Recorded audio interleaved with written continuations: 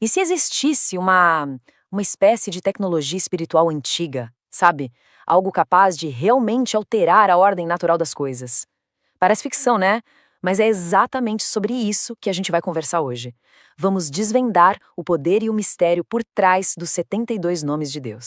Olha só que interessante. A tradição cabalística conta que a famosa travessia do Mar Vermelho não foi só um milagre passivo. A ideia é que foi uma ação deliberada de Moisés. Ele teria usado uma ferramenta, uma tecnologia espiritual mesmo, para mudar a física do mundo ali na sua frente. E essa tecnologia? Eram 72 nomes. É desse nível de poder que a gente está falando. Mas aí é que entra o paradoxo, né? Como é que pode uma ferramenta com uma história tão profunda ser vista hoje em dia com tanto ceticismo por algumas pessoas? O motivo principal tem a ver com associações mais modernas. Então, vamos investigar isso. Por que, afinal, existe tanta controvérsia? Bom, vamos direto ao ponto.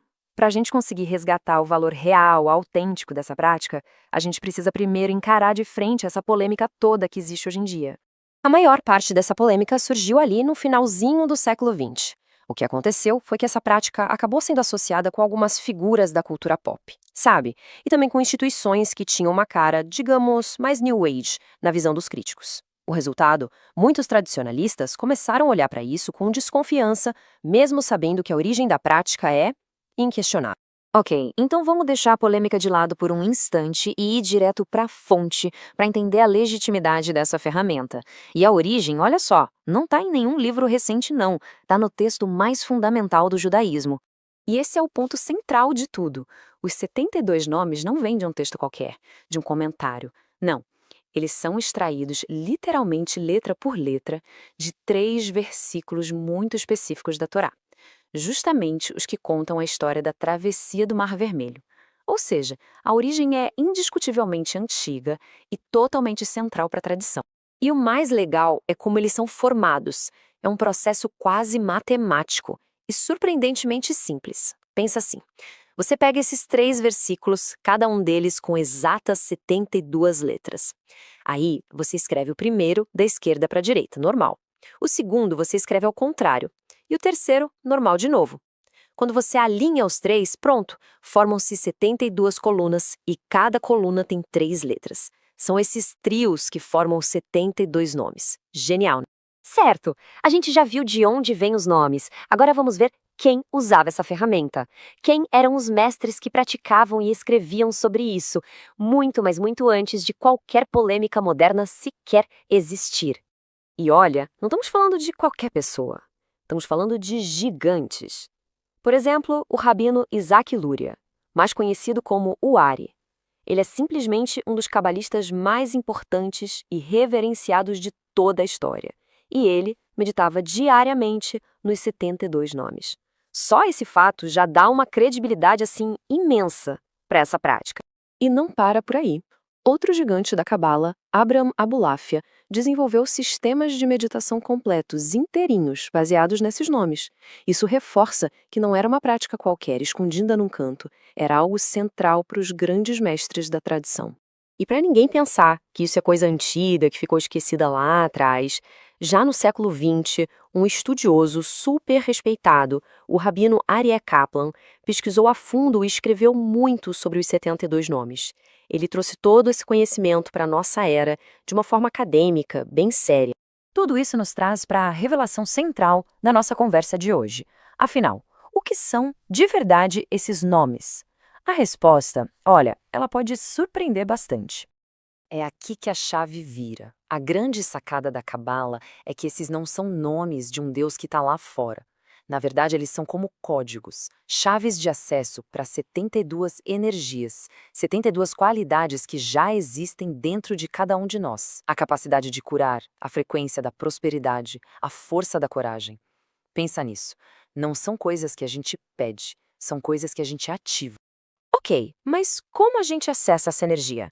É aí que entra o conceito de anjo na Cabala. Mas esquece aquela imagem clássica de uma figura com asas. Aqui, um anjo é basicamente um pacote de energia, uma força metafísica que funciona por um princípio muito simples: ressonância. Semelhante atrai semelhante. Simples assim. Beleza, a teoria é fascinante, mas e na prática? Como é que a gente coloca esse conhecimento para funcionar? Como se usa essa ferramenta de fato? O processo é uma espécie de meditação ativa. Funciona assim. Primeiro a gente visualiza as 3 letras hebraicas de um nome específico. Vamos pegar o da cura como exemplo. Mas o objetivo não é só ver as letras, é sentir a energia da cura vibrando dentro do corpo. E é aí que a mágica acontece. No exato momento em que a gente gera essa frequência interna, o anjo correspondente atua como uma ponte. Ele conecta a nossa vibração com a fonte universal dessa mesma energia e puxa ela de volta para a nossa realidade. É quase como uma física quântica espiritual. Então, vamos amarrar as pontas, entendendo o que tudo isso significa para a prática espiritual do dia a dia. Porque, no fundo, é uma mudança gigantesca na forma como a gente se relaciona com o divino. A grande lição aqui é o empoderamento. Em vez de ficar pedindo algo por uma força que está lá fora, a gente passa a ativar uma qualidade que já existe aqui dentro. A oração, nesse sentido, deixa de ser um pedido e se torna um ato de despertar o nosso próprio potencial divino. E o legal é que existem várias maneiras de trazer isso para a vida real. Tem gente que visualiza todos os 72 nomes, todo dia. Outros preferem escolher 2 ou 3 nomes para focar ou meditar em um nome por dia. E tem uma prática que dizem ser muito poderosa, visualizar um resultado positivo para outra pessoa. Porque ao fazer isso, nos tornamos um canal para essa energia fluir e, claro, a gente acaba sendo beneficiado junto. E tudo isso nos deixa com uma pergunta final, para reflexão mesmo. Se fosse possível saber que existem 72 chaves capazes de desbloquear qualquer qualidade ou energia, seja cura, prosperidade, clareza, amor, qual seria a primeira porta a ser aberta? Que vibração interna se escolheria despertar? Agora mesmo. Olá, amigos! Vou partilhar com vocês como nós vamos escanear essas letras, sempre da direita para a esquerda. Aqui vocês vão visualizar os 72 nomes de Deus. Para isso, a gente se projeta numa estrela de Davi e à nossa frente a gente imagina uma nova estrela onde nós vamos projetar essas letras.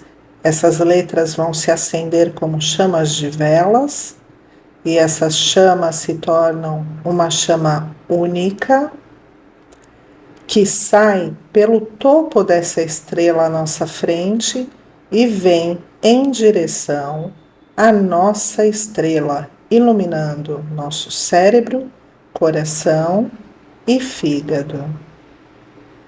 Essa energia nós compartilhamos com alguém que desejamos em uma outra estrela de Davi, para que ela também receba toda essa energia. E compartilhamos também com a Terra, para que todos os seres humanos recebam essa energia. Quanto mais nós compartilhamos, mais nos tornamos um canal de luz. Então, pés no solo, mãos viradas para cima, respire profundamente 3 vezes e se visualize na sua estrela de Davi. Na sua frente, imagine uma outra estrela de Davi, onde nós vamos visualizar os nomes de Deus.